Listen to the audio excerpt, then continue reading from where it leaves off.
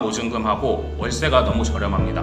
보증금이 최소 1,000만 원부터 3,000만 원까지 하는데 그럴 경우 월세가 8만 원에서 20만 원이라서 서울시에서 거주를 엄청 저렴하게 할 수 있는 장점이 있습니다. 그 다음에 추가 팁으로 좀 드리자면은 머니플레이어라고 합니다. 먼저 청년 창업 임대주택에 대해서 설명을 할 건데 일단 목차로 청년 창업 임대주택이 무엇인가, 그 다음에 주요 혜택, 위치 및 시설, 일반 청년 임대주택과 차이, 당첨 청년주택 이런 식으로 설명드리도록 하겠습니다. 청년 창업 임대주택이란 요즘 비싼 거주지하고 늘어나는 그 1인 가구로 정부에서 창업가를 위해서 주거 공간을 지원해주는 그런 형태라고 할 수 있습니다. 2016년에 그 계획이 됐고 그 다음에 대부분 아파트들이 2019년부터 이제 신축으로 다 지어졌다고 합니다. 지원을 하게 되면은 4가지 종류가 있는데 청년 창업가하고 청년 예술인, 그 다음에 유튜브 크리에이터, 그 다음에 청년 창업가 중에서 이제 4차 산업을 하시는 분들은 별도로 4가지 유형으로 지원을 할 수 있고, 만약 본인이 창업을 하시거나 나이대가 맞다 하는 자녀가 있으실 경우에는 정해서 지원을 해주시면 됩니다. 최근에 모임을 갔다 왔는데 유튜브 크리에이터 분들이 엄청 많으시더라고요. 그래서 그분들은 따로 기숙사 형태로 큰 빌라에 그렇게 다 같은 유튜버들이 지내고 계시더라고요. 그래서 요즘 많이들 하시니까 부업으로 이것도 한번 하면 좋을 것 같습니다.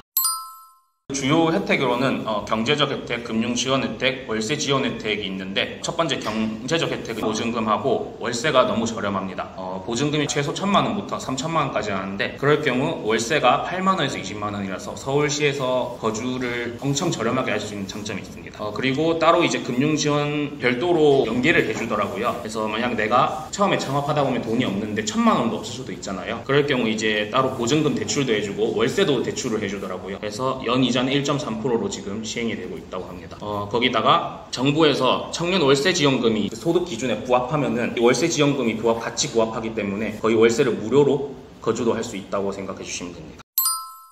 그 다음에 위치 및 시설이 서울뿐만 아니라 전국 단위로 창업을 모집하는 거라서 대부분 서울 같은 경우에는 지하철에 제일 먼 곳을 확인해 봤더니 15분 거리더라고요. 걸어서 다 지하철을 편하게 이용할 수 있는 위치고, 타 지역들도 대부분 교통수단이 편하게 이용할 수 있는 그런 지역에 설치가 되어 있습니다. 또한 아까 말씀드렸다시피 16년에 이제 시행해서 대부분 깔끔하고 면적으로는 전용 이제 25에서 30 정도로 해서 원룸 형태 아니면 유튜버 크리에이터 이제 기숙사 형태 이런 식으로 되어 있습니다. 다만 이제 기본 LH랑 동일하게 안에 옵션들은 없다는 점은 참고해 주시면 될 것 같습니다. 그래서 청년 임대주택하고 차이가 뭐냐? 일단은 그 이름에도 나와 있듯이 창업가를 위한 주택입니다. 그러다 보니까 그럼 나 혹시 예비 창업자인데 가능해? 라고 할 수도 있는데, 일단 예비 창업자는 안 되고 그 사업자 등록증 있는 분 한해서만 가능하다는 점 숙지해 주시면 될 것 같습니다. 그리고 또 좋은 점이 이게 창업을 하시다 보면 아니면 다른 사람들하고 하시다 보면 이 커뮤니티가 많이 중요합니다. 제가 하고 있는 사업에 다른 분야를 접목시키고 하는데 그 건물 안에 커뮤니티 시설이 무조건 포함되어 있습니다. 창업하시는 분들끼리 주기적으로 커뮤니티를 활용해서 의사소통을 할 수 있게 모임을 정기적으로 또 해야 된다 하더라고요. 그게 차이점이. 그 다음에 이게 창업자라서 주소지 이전과 더불어서 사업장 이전을 같이 해야 됩니다. 그래서 사업 거주지 겸 사무실이 될 수 있습니다.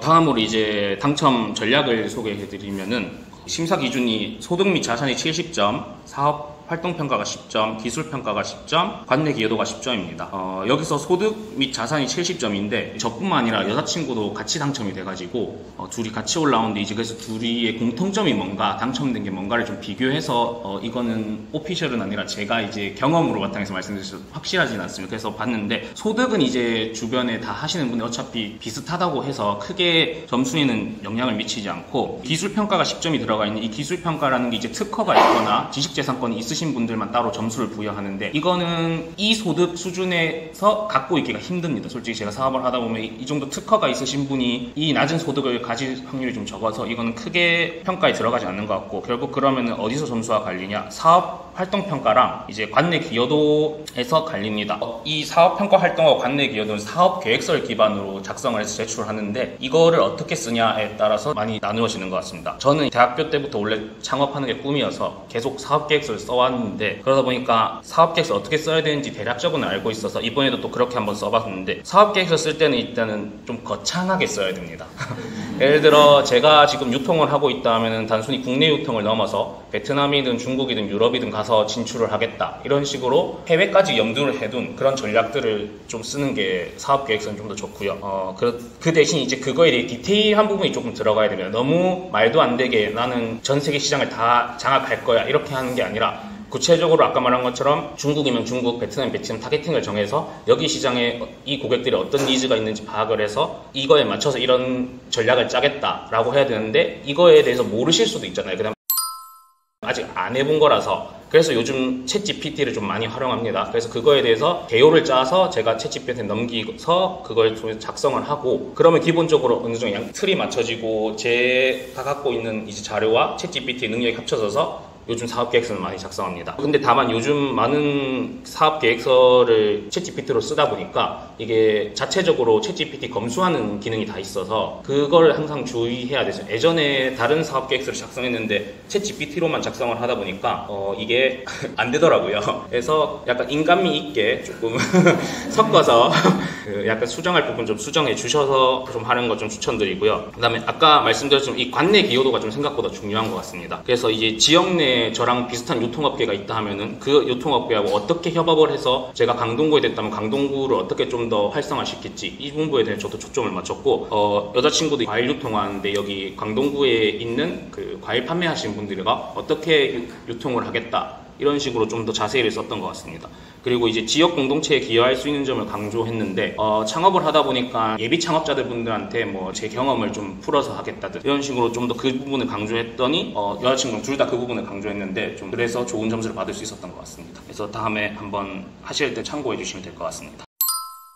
그 다음에 추가 팁으로 좀 드리자면은, 이제 사업자를 추가로 발급을 하셔야 좋을 때가 있고 아니면 기본으로 하셔도 되는데, 이거는 왜 그러냐면 제가 결론적으로 월세를 저렴하게 들어가는 건데, 저희 사업을 하시다 보면 아마 종소세를 내셔야 될 겁니다. 근데 청년 같은 경우에는 지금 청년 종소세 혜택이 있어서 신규 사업자 5년 이내에 하면은 종소세를, 작년까지는 이제 지방은 100%였습니다. 종소세 감면 혜택. 근데 이제 수도권은 50%였는데 그게 내년부터 25%에서 75%로 이제 줄어든다 하더라고요. 그래서 만약 내가 이 혜택을 포기하고 서울에 올라왔다, 사업자 주소지를 바꿔야 되는데 근데 이 월세보다 종합소득세 내는 게 많으면은 오히려 안 좋으니까, 이 부분에 대해서 저도 이제 사업자가 하나만 있는 게 아니라 더 있는데 다른 사업자로 동일한 걸로 해서 신청을 하게 됐습니다. 그런 식으로 활용하면 좋을 것 같습니다. 그리고 예를 들어 내가 작년에 어느 정도 소득이 많이 벌었다라고 생각하셔서 지원을 안 하시는 분들이 생각보다 있던데, 사업소득인 경우에는 7월 이후부터 그 전년도 소득이 잡히기 때문에 내가 작년에 많이 벌어서도 예를 들어 이번에 제가 지원한 것처럼 5월달 신청이면은 공고문 기준으로 해서 그때 소득을 따지기 때문에 많이 버셔도 그 2년 동안은 할 수 있다고 합니다. 입주자 선정되면.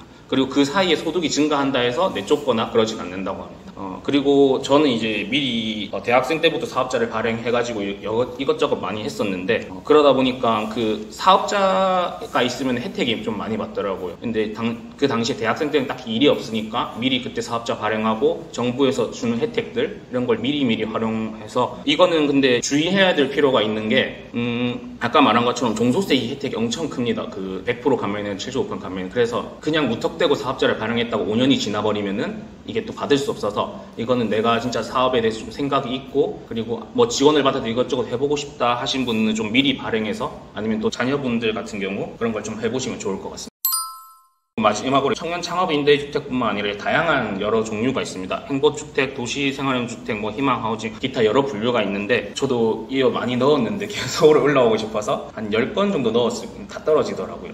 그래서 이거는 그때마다 또 보니까 여러 보증금하고 월 임대료, 면적, 임대기간이 종류별로 다 나눠져 있다고 합니다. 저도 이번에 추가적으로 알게 된 거라서 이제 이런 거 만약 자료가 필요하시면 제가 따로 자료는 공유해 드리겠습니다. 이제 관련된 제가 좀 자주 보는 청년 지업이나 제 나이가 청년이다 보니까 이제 관련된 활동들을 많이 보는데, 해당 사이트들 정리해 놓은 거라서 여기에 이제 들어가서 청년 아니면 창업들이 혜택이 있으면은 계속 약간 저희 무순위 줍줍하는 것처럼 혜택을 줍줍하셔야 돼요. 따로 커뮤니티에 이런 데서 공지가 많이 잘 안 돼서, 그래서 창업 계열들은 이제 아시는 분들만 또 항상 가져가는 그런 현상이 많아서 미리미리 즐겨찾기 해 놓으시고 활용해 주시면 좋을 것 같습니다.